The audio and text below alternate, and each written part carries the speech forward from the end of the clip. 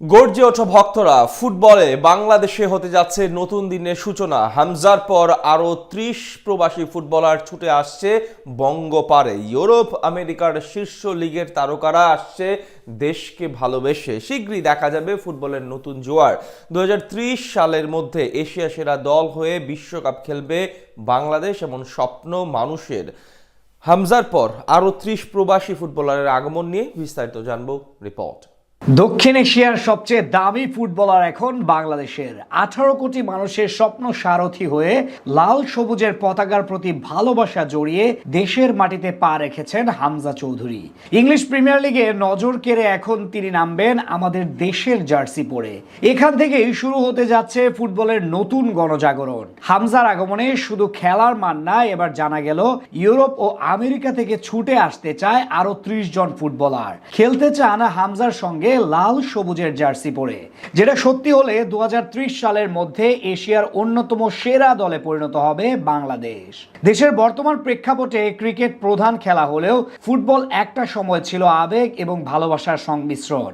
বিশেষ করে ২০০৫ সালের পূর্ববর্তী সময় জুড়ে এই ফুটবলকে ঘিরে স্বপ্নের সব গল্প ছিল বঙ্গপারের মানুষের। কিন্তু মাঝে বিশাল অধপতন হলেও এবার হামজার আগমনে নতুন উদ্যম পাচ্ছে দেশের ক্রীড়াঙ্গন, যেখানে ঝাঁকড়া চুলের এই মানুষটি ভূমিকা রাখছেন হ্যামিলনের বাঁশিওয়ালার মতো। তার বাঁশির সুরে বুঁদ হয়ে যেমন শহরের সব প্রাণী ছুটে এসেছিল, তেমনি হামজার ডাকে এবার দুনিয়ার আনাচে কানাচে থেকে ছুটে আসতে সম্মতি জানিয়েছে অনেক প্রবাসী ফুটবলার। হামজার সাথে ২৫ মার্চ ভারতের বিপক্ষে অভিষেক হতে পারে ইতালিয়ান প্রবাসী ফাহমিদুল ইসলামের।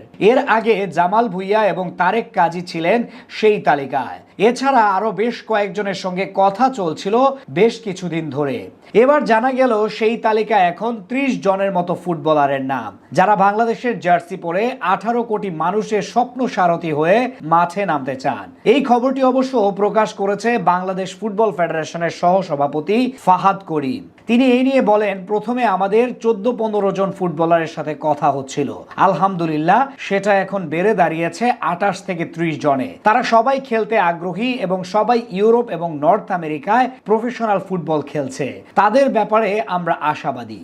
ঠিক এমন জোয়ার যদি অব্যাহত থাকে তাহলে সুদিন ফিরতে বেশি অপেক্ষা করতে হবে না।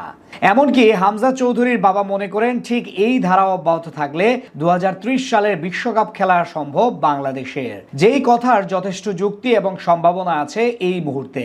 এর আগে ডেনমার্কের বয়সভিত্তিক দলে খেলার পর সর্বপ্রথম প্রবাসী ফুটবলার হিসেবে বাংলাদেশে আসেন বর্তমান অধিনায়ক জামাল ভুঁইয়া। এরপর ফিনল্যান্ড ছেড়ে শেকরের টানে আসেন তারেক কাজী। তবে তাদের সবাইকে ছাড়িয়ে এখন নতুন নাম হামজা চৌধুরী। সব মিলিয়ে বলা চলে ধীরে ধীরে নতুন দিগন্ত উদিত হওয়ার পথে দেশের ফুটবল। ঠিক এমন ভাবে চলতে থাকলে দক্ষিণ এশিয়া তো বটেই, গোটা এশিয়ার অন্যতম সেরা দলে পরিণত হবে বাংলাদেশ, যেটা বিশাল খবর ভক্তদের জন্য।